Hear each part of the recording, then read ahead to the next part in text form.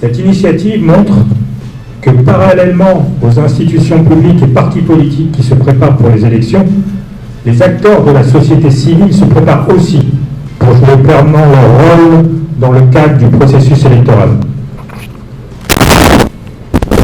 Nul besoin de rappeler que dans tout processus l'espace civique constitue le socle de la participation, le socle du dialogue et de la confiance entre les citoyens et les institutions.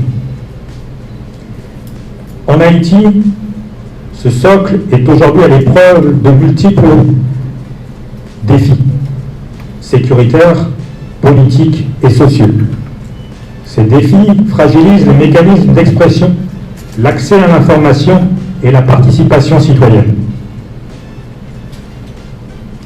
Dans ce contexte, le rôle des médias et des journalistes devient plus que jamais déterminant. Les médias et les journalistes ne sont pas seulement des relais d'information, ils sont des garants du débat public, des acteurs de redevabilité et des vecteurs de cohésion sociale. Mesdames et messieurs, les médias permettent aussi aux citoyens haïtiens d'exercer leurs droits, et en particulier le droit d'accéder à une information libre et fiable. À l'heure de l'omniprésence des médias sociaux et du numérique, la responsabilité des médias et des journalistes s'élargit encore. Les médias en ligne et les plateformes digitales influencent fortement les choix et les opinions des citoyens. Ils peuvent contribuer à éclairer, à rassembler, mais aussi, en l'absence de garde-fous, ils peuvent contribuer à polariser les opinions et à amplifier le discours de haine. C'est précisément pour répondre à ces enjeux que l'Association haïtienne des médias en ligne, avec l'appui également de Reporters sans frontières, lance aujourd'hui une initiative innovante, fondée sur la gouvernance de l'information comme moyen de consolidation de la paix. Concrètement, cette initiative vise à aider les médias à démontrer leur engagement en faveur de la transparence, de l'indépendance éditoriale et d'un journalisme digne de confiance.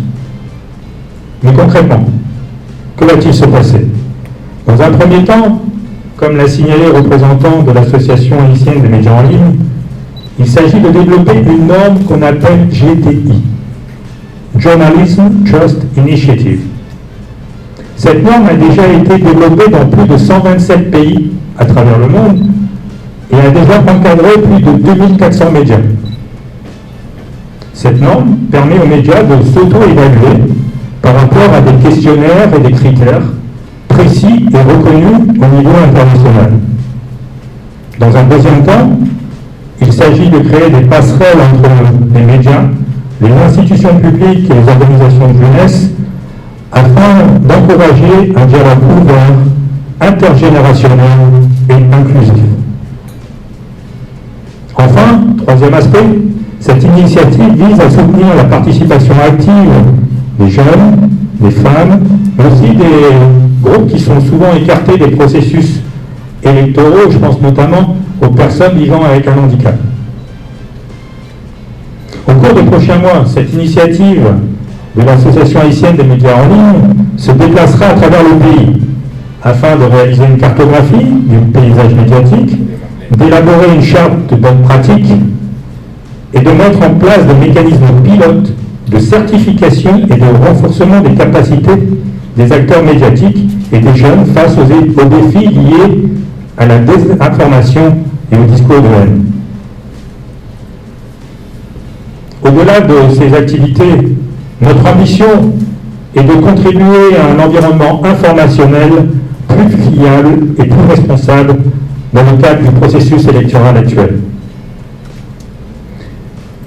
Juste un dernier mot, mesdames et messieurs. Cette initiative de l'Association haïtienne des médias en ligne s'inscrit en fait dans un vaste projet plus grand et plus large qu'on appelle un espace civique sûr et inclusif que le Haut Commissariat des droits de l'homme soutient grâce à l'appui financier du Fonds de consolidation de la paix et des Nations Unies.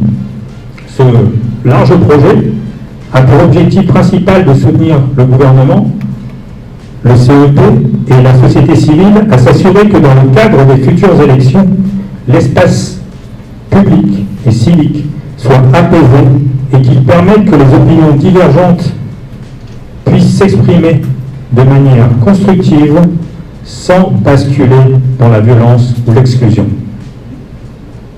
En définitive, préserver un espace public et civique inclusif et protégé contre l'incitation à la haine, c'est poser les bases d'un dialogue démocratique, sain, indispensable à la stabilité et à l'avenir d'Haïti. Je vous remercie pour votre attention et vous souhaite d'excellentes discussions. Merci.